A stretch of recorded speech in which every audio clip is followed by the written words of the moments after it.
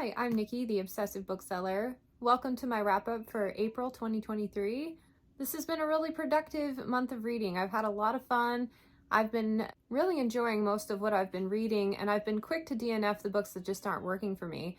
And actually, I may do a whole ramble video on this at some point, but I'm finding that even just okay books, or even like 3-star books, just aren't cutting it anymore. If it's not at least a 4-star read, then I am becoming more and more okay with not focusing on it. And right out of the gate, my favorite thing I've read this month is The Empire of Black and Gold by Adrian Tchaikovsky. It's book 1 in his Shadow of the App series, and as you can see, I'm about 75% of the way through. This is by far my favorite thing that I've read in a really long time. I'm loving every single component to this story. The world building is so cool! At its basic, the magic system is essentially allowing these people to take on different attributes of different types of bugs. And so you have whole factions of like Waspkindin, Spiderkindin, Beetlekindin, and as you can imagine, there's a lot of conflict between each type of bug, and each one has different types of attributes.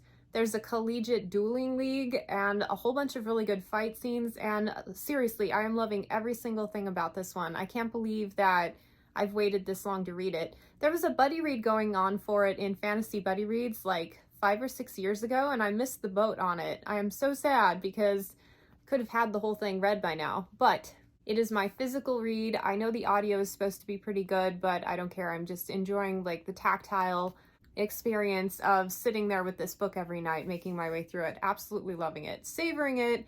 Already went out and bought the entire series and can't wait to read more from it. Much less successful for Read Burn Hoard, I picked up Priestess of the White, book 1 in the Age of 5 trilogy by Trudy Canavan. This one did not go as well, and I can't even tell you that it's a bad book. It just wasn't the type of story that I was in the mood to read. I've been reading a lot of like books with a heavy religious focus lately, and I'm just kind of tired of the same type of story. And I mean, it has priestess in the title. What was I expecting? But it was okay. I'd say I put it down even though it was about a 3-star. I made it about 25% of the way through. And this one was hard because it's not quite bad enough to completely like forget the entire series and move on with my life, but it wasn't nearly as good as the other things that I've been reading lately. So that's part of the reason I let it go. I may go back to it eventually, but not anytime soon. Speaking of amazing reads, I finally finished Ruin by John Gwynne, book 3 in the Faithful and the Fallen series, and holy cow, does the you-know-what hit the fan in this book. I can't believe that I am so emotionally invested in all of these characters, considering just how many of them there are. I mean, there's like over 10 POVs that you're bouncing back and forth between, but yet all of them add value to the story. They all play off of one another, and they all build towards the momentum of that particular book that you're in. Nothing feels like a tangent, nothing feels like wasted pages. All of it's in there for a purpose, and that's part of the brilliance of his writing. I absolutely love it because it has that very classical fantasy feel. It feels approachable. It feels like you're really like sitting by the fireside being told a grand epic tale, but at the same time it's written in a very modern style with great attention and care paid to pacing and character development and like chapter story arcs, like all of the things that make for a good book from a technical aspect combined with the type of classic story that we all crave. Superb. For Patreon Book Club, my patrons and I read Lion of Senate by Jennifer Fallon, book 1 in the Second Sons trilogy. The writing style was flowing. It felt like a fun read, but at the same time, the subject matter, there was a ton of drama in this book, a ton of false accusations and angst, and just, it was a stressful read by the time I got to the end of it. Some of these characters are ruthless and relentless in like verbally attacking each other, and it did not make for a relaxing read, even though the writing style was very flowing and relaxing, if that makes sense. So if you're in the mood for a bit of like fantasy soap opera drama, this would be a good pick. The world building was interesting. There's a lot of things going on behind the scenes that we really haven't touched on in this first book.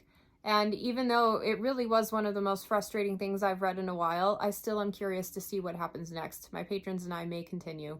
Stay tuned. For my A to Z project, I've been reading the Apparatus Infernum duology by A.A. Aguirre. Finished Bronze Gods. You know, it was a pretty decent like steampunk 1920s era mystery novel. It has a little bit of a fantasy component with a magic system, but nothing super prominent. So I would hand this to someone who really likes urban fantasy as opposed to traditional fantasy or even mystery. The mystery element was interesting, but it wasn't like anything to write home about, really. I like the atmosphere it created. I thought the characters were interesting. And then you get to the second book and you get a lot more character involvement, which I liked that there was an additional like 3 or 4 people to follow. But I don't know if it was because I've been reading these very slowly, 1 chapter a day for that project, or if I just got sick of the story, or if the story just wasn't continuing to be very interesting. But I ended up putting this one down and starting a different one for that project.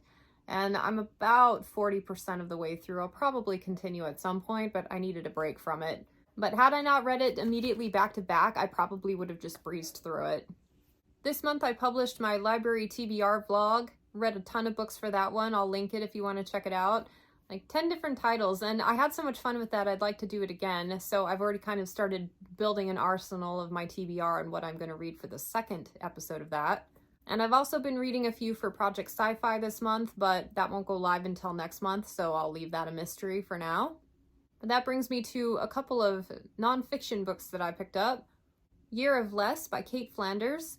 This was absolutely nothing like I thought it would be. I'm kind of searching for books that are really good about simplistic living and slowing down a bit, really appreciating what you have.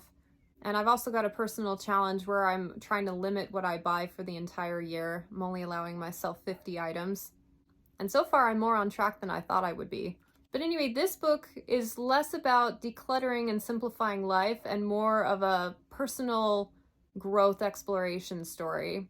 Very interesting autobiography of watching her kind of build herself back up from rock bottom, and living simply is one of the ways that she achieved that. And it was one of those reads where it was kind of like driving past a car wreck where you just can't help but keep going, even though reading about that was not quite why I picked the book up, but I ended up enjoying it. I can't say as though I got any inspiration out of it, but it was interesting. Much more fun, The Year of Living Danishly. This was written by a British journalist who upended her whole life to move to Denmark so her husband could work for Lego. It was a complete change of lifestyle for her, and I found the first maybe 25% of the book really inspiring. I love those kind of books that kind of jar you out of your status quo and make you think about doing something in a different way. And because she's a journalist, it was written superbly. So funny. I laughed aloud a couple of times, and I just thought the whole thing was really creatively told. Now, from about that point, I started to lose the inspiration aspect, and it became more anecdotal from there, but wildly entertaining stories. So if you're in the mood for a good laugh and just a hint of inspiration, that's a great pick. I picked up Minimalist Home by Joshua Becker. I follow him on YouTube, and I like most of what he has to say, but for some reason I just don't connect with his books. This one was better than the last one I read. There was one that was just, I found it absolutely atrocious, but Minimalist Home was pretty good. He is better at giving you inspiration behind why you need to declutter your house, as opposed to actually giving you a solid step-by-step helping you let go. So there are 2 types of declutterers. There's the kind who really get it, like they have this aha moment and they're able to let go of 80% of their stuff in one fell swoop. That's more like what he sounds like he did. Whereas me, it's been an ongoing process where I have done the same thing, but it has taken me several attempts over the course of many years. So if you're the rip the band-aid off kind of person, I think this will work great. He did have a couple of really good tips and tricks in there, so yeah, glad I read it, but not my favorite in the genre. And finally, Pursuit of Perfect. This is one that I picked up on a random Audible sale, and I'm like, I need to start reading through the books that I actually own. This book covers every single aspect you can think of that might be affected by perfectionism. So everything from writing a college paper to erectile dysfunction, most of which was not relevant for me, obviously, but there was one nugget in there that I really found a lot of value in, and it was the idea that no matter how hard you work, you are never going to be able to do all the things. I have a tendency to think that if I just find the perfect system, I'll be able to tackle every single thing I want to do in life and do it well. And I have these insane expectations on my days and what I can and can't get done. And when I don't meet those goals, I feel like crap. So he has helped me put into perspective what I can actually do in a given time frame. And I've been having a couple of really great weeks since I read that and started putting it into practice. So Even though I had to dig for those nuggets, the nuggets that I found were worth the read at the end of the day. And that wraps it up. I finished quite a few books this month, and I'm really looking forward to the lineup for May. I want to know, what is your favorite thing you read this month? And thanks so much for joining me. I hope to catch you next time. Bye.